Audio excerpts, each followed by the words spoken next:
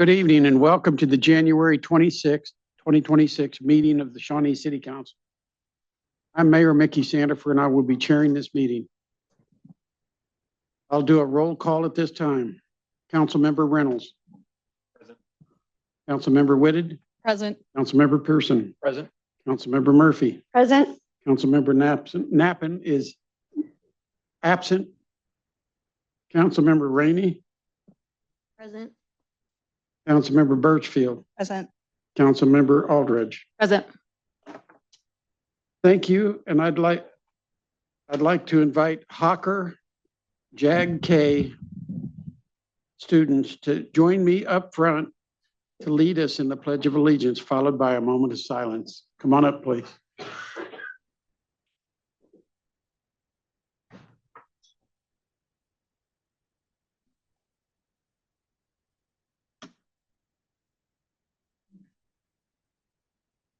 Right. I pledge allegiance to the flag of the United States of America and to the republic for which it stands, one nation, under God, indivisible, with liberty and justice for all.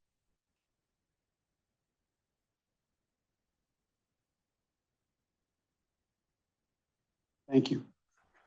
And thank you guys for coming up.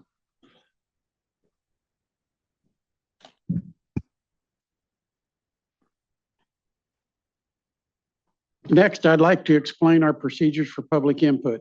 In an effort to enhance residents' ability to present information to the governing body, anyone interested in addressing the governing body is strongly encouraged to sign up to speak by noon on the day of the meeting, but it is not required. Information has been posted online about how to sign up.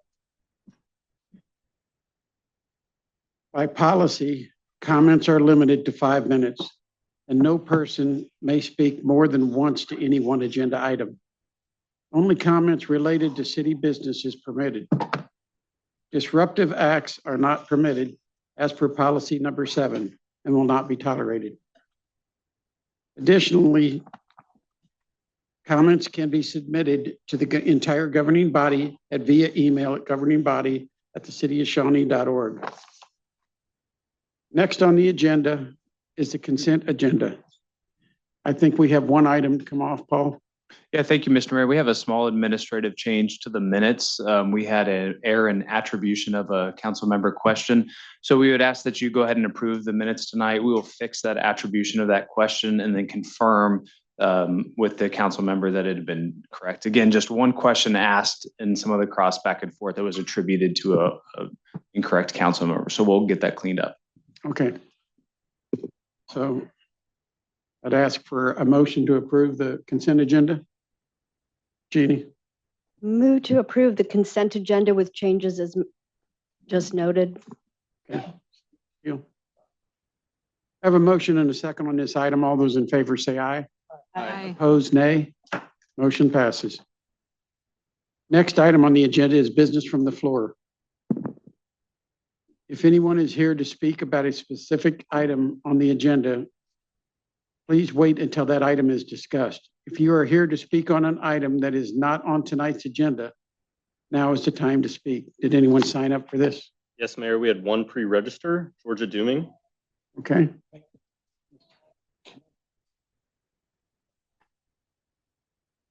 soon as she's done. Good evening. My name is Georgia Deming.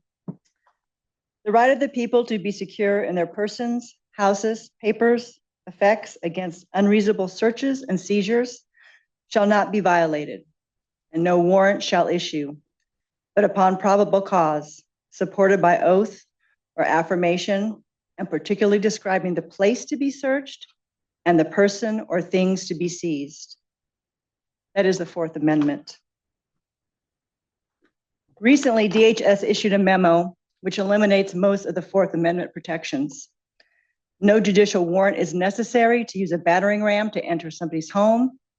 No warrant is necessary to drag an elderly man out into the freezing weather without clothes, or a US citizen from their job at Target, or a 5-year-old from their driveway.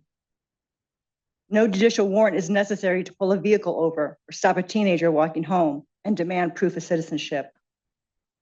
A judicial warrant is signed by a judge after evidence for probable cause of an alleged crime. It must have the address of the property to be searched and the name of the person spelled correctly for any searches and seizures.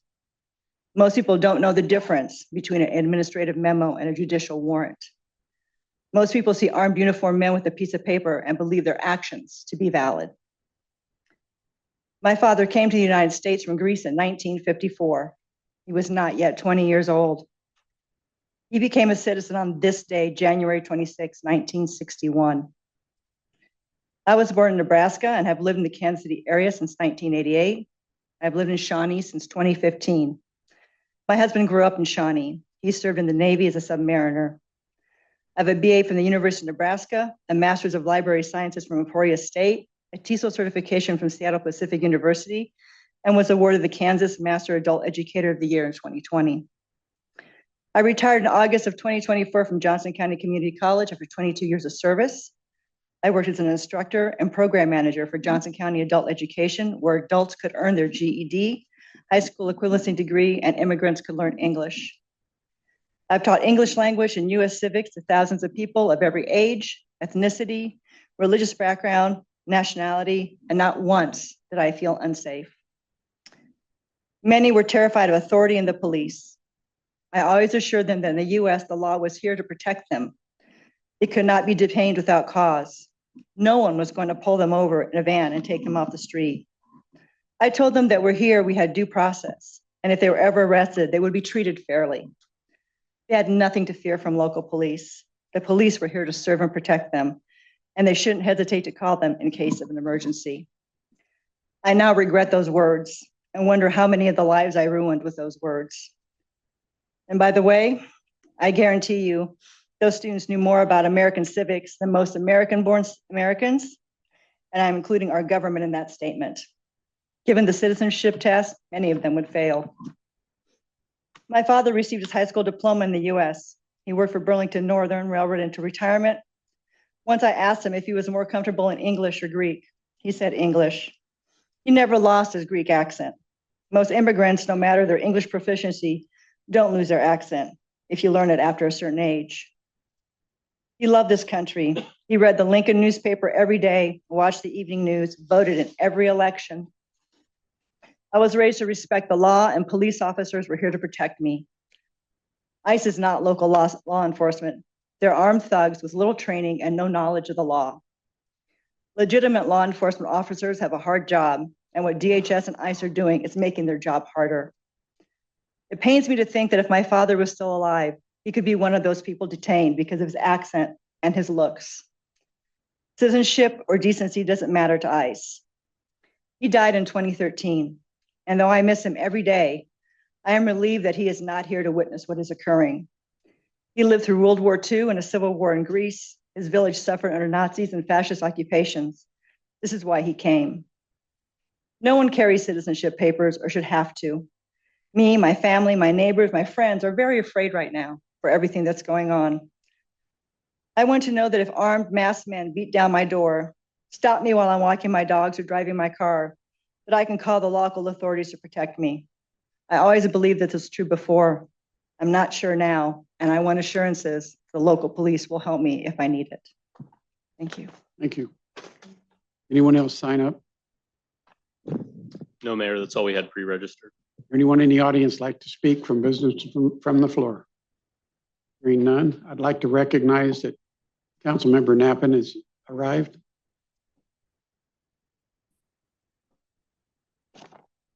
Next on the agenda is mayor's items. I want to take a moment to thank everyone in Shawnee for their donations to the Mayor's Christmas Tree Fund in 2025. Last year, I decided to focus the efforts of the Christmas Tree Fund on one organization in Shawnee, one that's been active for decades, helping people in the community and our neighbors with food, utility bills, and clothing assistance. Shawnee Community Services is representative of the best of our city, ready to lead assistance to those most needy whenever they need it. It is now my pleasure to announce that the 2025 Mayor's Christmas Tree Fund donations received from the city's recycling event, Wandering Vines, Dine at the Vine, and other activities raised $20,450.29.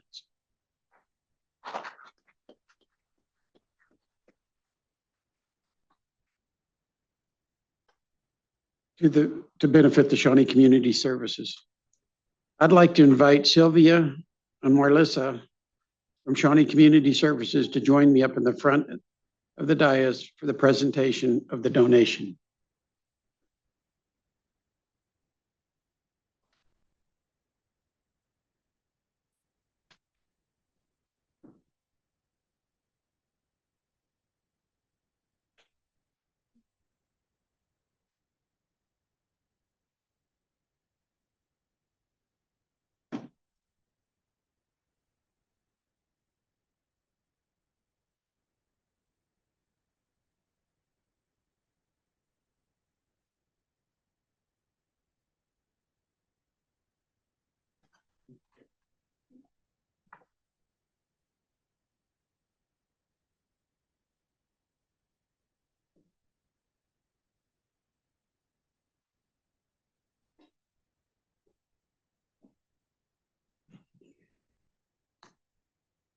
Next item on the agenda are staff items. Item number 1 is to consider approving the First Amendment to Westbrook North Second Amendment and restated redevelopment agreement. Paul? Thank you, Mr. Mayor. In just a minute, I'm going to invite up Paul Guastello from Westbrook Partners LLC, but I'm going to do a little intro on this item.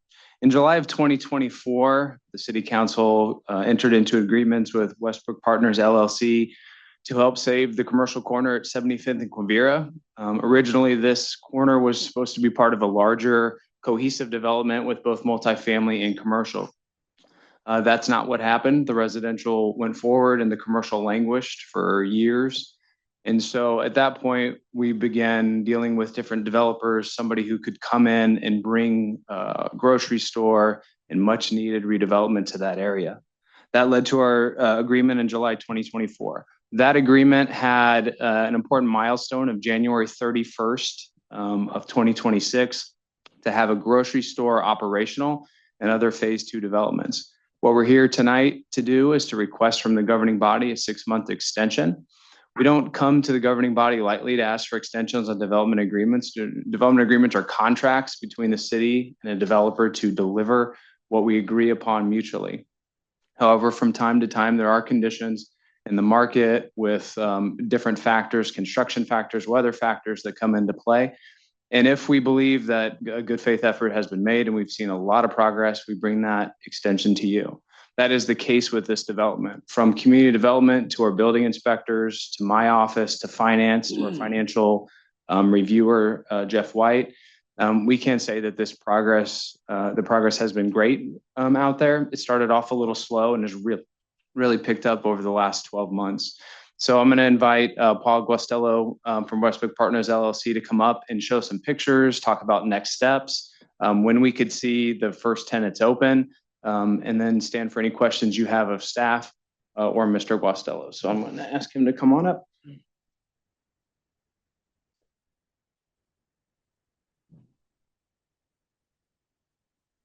Thank you. I'm Paul Guastello with Westbrook Partners. I just wanted to give you a little bit of an outline of what's going on with the project, the progress we've made, some of the milestones that will come quickly with the opening of the grocery store and some new tenants as well.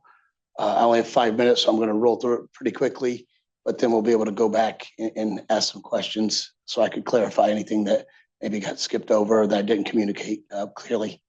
So just really quickly, the project's located on 75th and Quivira. Some of the council members were here when we put the original amendment together, and some are not. So I'm going to just go ahead and start quickly so we can get through it. We're going to go with the timeline, kind of what happened, which Paul went through. We'll go through some photos of what we've done. We'll talk about the grocery store, which is the biggest component, some of the progress in future construction there, and then some of the impacts that we'll have by some of the tenants that we've had social impacts and economic impacts once this thing gets up and going here, middle of the year. So January 2024, the property was introduced to me, something that needed a redevelopment. I was working with Mission Peak Capital. We brought that quickly to the city. In July, we were able to get it approved. We closed immediately. We started working on architectural and civil. And on March 20th of 2025, we were able to get a permit to move forward with the project. And as Paul had stated, it's kind of been full on from there. Some of the improvements you'll see if you go by, we've completely redone the parking lot of the main center, all new curbs, new islands, everything's new asphalt. Got everything flowing correctly so that the water will drain properly from the parking lot into the detention pond that we've done some work on as well. You'll see the detention pond has a fountain that we brought back to life. We put a brand new limestone wall kind of to prevent erosion and make it look prettier. All the storefronts have gotten rid of the old wooden windows that were there, with the exception of Me Pueblito, who's still occupying the space. We put aluminum windows in, brand new storefronts. We've done work to the masonry and the signage. We put on new awnings. They had vinyl awnings that were all torn. And we put on brand new awnings with cedar and metal roof. So take you through the pictures quickly. This is the fountain, kind of where it was located before. There wasn't really much there. It was falling apart. This is, what it looks like now. If you drive by, it's not active right now just because it's so cold. But it's really pretty, and I would encourage to drive by here when it starts to get a little bit warmer. You can see right in front of the south building, this was kind of what they had to hold up the dirt from the erosion falling down into that detention pond, and we replaced that with this brand new limestone wall. You'll see it's two-tiered. The bottom is just to hold the water, and then the top will be a patio for whatever restaurant tenant we're able to find. So they'll have about 3,500 square feet of outdoor space. It's set up with footing, so if they choose to enclose that somehow or put a roof on it, we'll be able to do that for them quickly. Just kind of take you to the store itself. This is kind of what it looked like before. And this was the north entrance to the grocery store, which is closest to the apartments. And then kind of this is the changes that we're making, these changes look all the way kind of throughout the whole center. So you'll see the same green awning. The only thing that'll change is the pillars will be bricked when we're finished. Right now, they just have the steel beams. Another look at kind of just what the storefronts look like on the small shop side. So the grocery store is the biggest component to this, and it was the thing that kind of drove this whole redevelopment. Where we're at with that is we've got all the plumbing done, the concrete on the inside is all re-poured, all the electrical, HVAC, interior surfaces are ready. So we're full steam now. We're putting the floors in right now as we speak. On the way over here, I went by there just to check on progress. We'll have the floors done by the middle of February, painting done shortly after that. And then the equipment shows up the freezers and cooler structures show up first, then the compressors show up first week of April. Should take about 6 weeks to get those installed. We'll be doing that in conjunction with getting the shelving up, and we're planning on having an occupancy permit June 1st. Here's some of what you'll see if you went into the grocery store, and I'd encourage anyone to give me a call if they wanted to meet me up there and kind of walk it. The floors are being sanded so that we can put an epoxy flooring down, flake flooring. You probably see that maybe some warehouses or garages. Instead of just polishing the concrete, there were so many cuts because we had to do so much work to the plumbing that we just decided to just put a whole new layer of epoxy down to make it look brand new.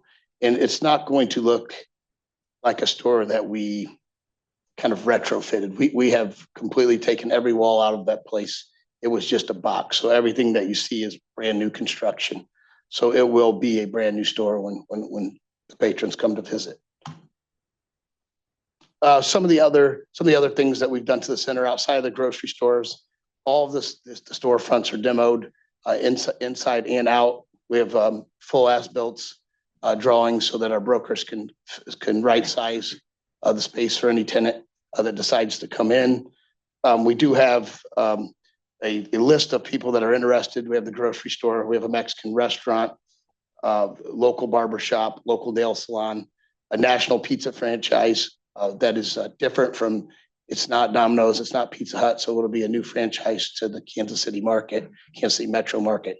And they plan on opening up 20 stores. So that's something that's kind of neat. Shawnee will have the first store within 500 miles of their closest franchisee.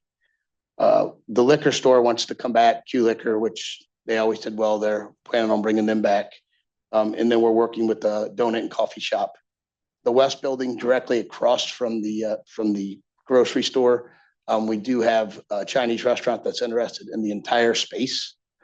So we're waiting to get civil drawings back so we can see exactly what that's going to look like so that we can make the parking lot accommodate with wherever they want the doors for that space. I want to talk a little bit about the social and economic impact that this is going to have. It's an inclusive development. So we say that it sets up for all demographics around the center. We have a diverse tenant mix. So we have the daily needs with the grocery store, plus we'll have some luxury needs with like the nail salon and such. There's essential services, as we said, with the fresh groceries, walkable location for a lot of residents. There's a lot of multifamily around that. So, producing a product that can be walked to and it services the area was very important. We even have a lot of pedestrian traffic that we've set up with sidewalks. So it's more inviting and easy to get to safely for those around. And then just taking that old blighted building and kind of bringing it back to life, not just from an economic standpoint, but from a visual standpoint where people who live in the area are proud to live around it versus it being an eyesore. Some of the economic drivers, we are expecting 40 million in annual sales out of that development. So there'll be significant tax dollars, from the start, all the way, throughout, taking something that was a zero, probably zero or very minimal with Nipo Bolito, and being able to put $40 million worth of retail sales there is something that's going to be important for us as a developer and for the city. Job creation, which is always important. Again, people could walk there and be employed if they don't have, transportation to get to another job. And then the anchor stability with the grocery store. We know we have a 15-year lease with the grocery store with 2 10-year options. That gets us, hey, we're going to have something there that everyone could kind of build on. There'll be a lot of foot traffic with the grocery store. It'll help all the other tenants succeed as well. If voting yes tonight helps me from a lot of ways. It resolves my banking requirements. So it allows us to kind of move forward quickly without having to go through any other approvals. The project momentum is there. So, I'm hoping that you guys understand I'm not asking for any more money. The money was already approved. I'm just asking for a little bit more time to drive this thing home. So, I hope that, everyone sees that and would vote yes tonight to extend that. I know I ran through it fast, but I know there's a lot of things on the agenda. So I was just trying to make sure I rolled through it quickly so I could get all the points across. Anybody have any questions for council or Jeannie? Well, I live in the neighborhood and I got to see the fountain actually running. So, All right. it's a great thing to see. I'm very excited to have a neighborhood grocery store again. One question, is this going to be a Shawnee Fresh or is this going to be their Mexican counterpart? So I know that there was an article in the Business Journal this morning that said that our El Mercado Fresca is coming to that space. That is incorrect. It's going to be Fresh Market. Okay. We through marketing studies, we believe we want to add Shawnee to the title of the store somehow, like Shawnee Fresh Market or Shawnee Farm Fresh Market. But El Mercado Fresca will not be the heading of the store. There'll be a section in there with that Hispanic market, as well as some other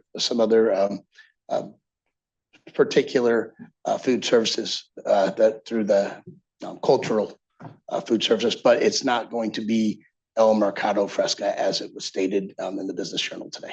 Thank you. I appreciate that because I'm getting a lot of questions about that. Yeah, and I spoke to them and even explained to them what we were planning, and there must have just been a miscommunication with her. Laura? Thank you, Mayor. And thank you, Paul. I have a couple questions, but mostly I just wanted to say thank you. I know that a project of this size, after so many years of delay and sitting idle, I imagine there were a lot of surprises when you got in there and started doing some work.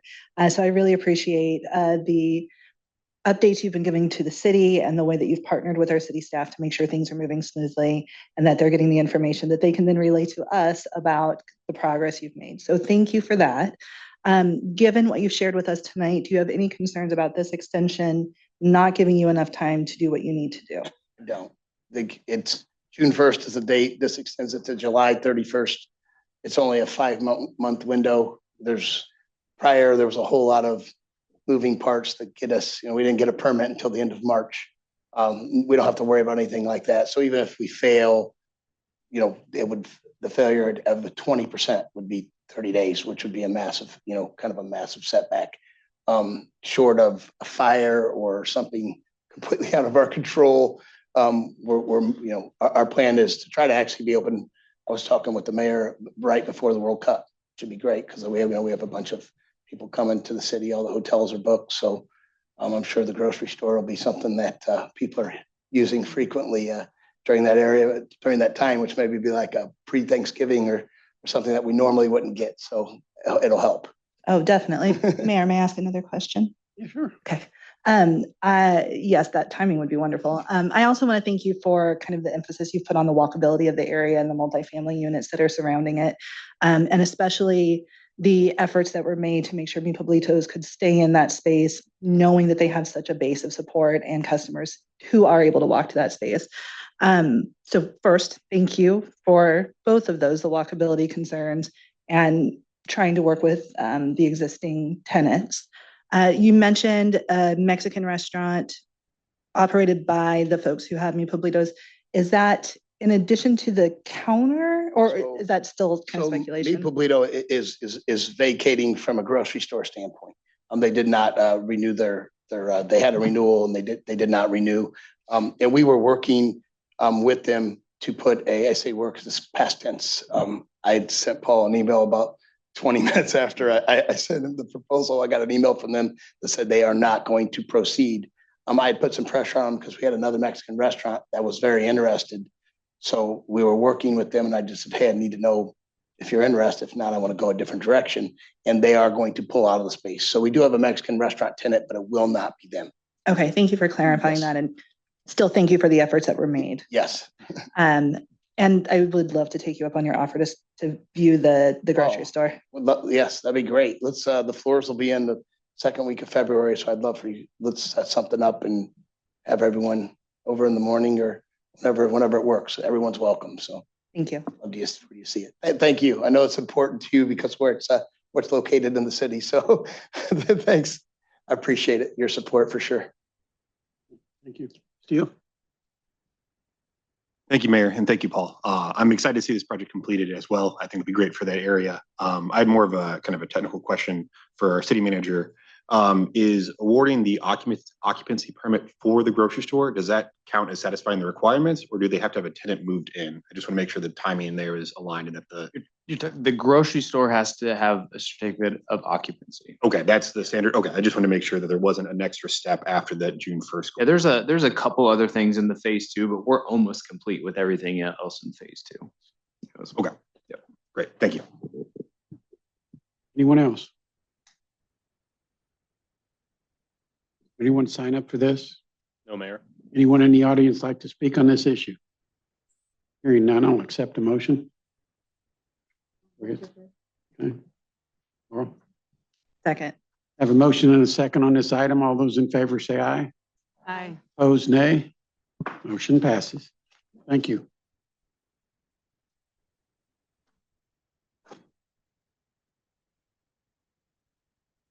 Item number 2 is to consider approving the contract Superior Bowen Asphalt LLC to proceed with the Midland Drive Improvement Project from Shawnee Mission Parkway to I-435. And I believe we're going to table that. And Mr. Mayor, I would request a motion to table the item while staff continues to work through the bid process. Does anybody on the council have any questions about this? Anyone sign up for this? None that pre-registered. Anyone in the audience like to speak on this issue? Hearing none, I'll accept a motion. Jeannie? Move to table. Yeah. Second. I have a motion and a second on this item. All those in favor say aye. Aye. Opposed, nay. Motion passes. Item number 3 is to consider approving an agreement between Johnson County for CARS funding related to the Midland Drive Improvement Project from Shawnee Mission Parkway to I-435. Paul. Thank you, Mr. Mayor. I'm going to turn this over in a second to Kevin Manning, but just as a point of clarification, the acceptance of these CARS funds for Midland has nothing to do with the acceptance of the bid or the award for the bid construction for the project. This is just us accepting the funds, and then the bid process can continue. So there is no crossover between the two items. Kevin? Yes, as the city manager just said, this is for county funding towards this project in the amount of 1.811 million, and is basically a 50-50 cost share between the city and county for this project. Okay. Anybody have any questions? Anyone sign up for this? No, Mayor. Anyone in the audience like to speak on this? Seeing none, I'll accept the motion. Yeah. I have a motion and a second on this item. All those in favor say aye. Aye. Opposed, nay. Motion passes.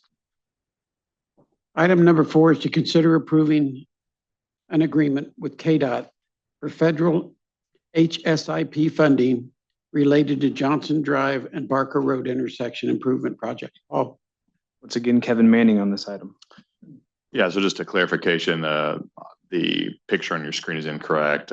Johnson and Barker is an intersection just west of the Mid-America Sports Complex. So there's a significant curve through there. The city applied for Kansas safety funding. And so that's what this agreement is before you tonight. So it basically allows for the reimbursement of up to 80% of construction costs up to $700,000. So we'll be receiving up to that amount from the state with the approval of this agreement. Anyone have any questions? Anyone sign up for this one? None that pre-registered, Mayor. Anyone in the audience like to speak on this? Hearing none, accept a motion. Jeannie? Gladly move to approve to take state money. Thank you. Steele? I have a motion and a second on this item. All those in favor say aye. Aye. Opposed, nay. Motion passes. Item number 5 is to consider approving the design build contract with the Rye IV Company for the public facility construction project at Shawnee Community Services in the amount of not to exceed $206,116. Paul. Thank you, Mr. Mayor. I'm going to turn this item over to Sophia Young, our grants coordinator. Hi, my name is Sophia Young. I'm the grant administrator for the city of Shawnee, and I just wanted to give you a little background and update on this project. So we were awarded funding in COVID funding, and we still had funds remaining. So a year ago, I kind of reached out to the community and talked to some people and ended up inviting Shawnee Community Services to apply for our COVID funding that we had to have spent by this September. They submitted an application, and then we had brought that to you guys in the October 13th council meeting for a project for them to put a shelter over the back of their building for donations. And so this COVID funding is passed through. It's nothing we really have on hand. So if we don't use it in the community, we lose it. And then Shawnee Community Service is also matching on the project, $7,500. So I have a picture of, I should have showed you my bullet points there. I have a picture of the site drawings from Reese Ivy. And as you can see from that aerial image there too, that there's a lot of stuff that's just kind of out in the elements that we're wanting to help store for them. And so with the COVID funding, it is supposed to be used for prevent and prepare and respond to the coronavirus. And there still is a need there for them to be doing that kind of stuff. They can't take in more donations. They can't really social distance very well. So the shelter is going to help create more space and clear things up so that they can prevent and prepare for all the viruses that are still going around.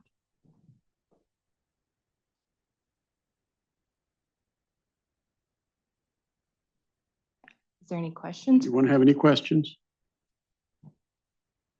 Anyone in the audience? Oh, go ahead. I just wanted to say thank you. Thank you for taking the time to find this opportunity and put this together. Just happy to see it. Anyone else? Anyone sign up for this? No one pre-registered. Thank you. Anyone in the audience like to speak on this issue?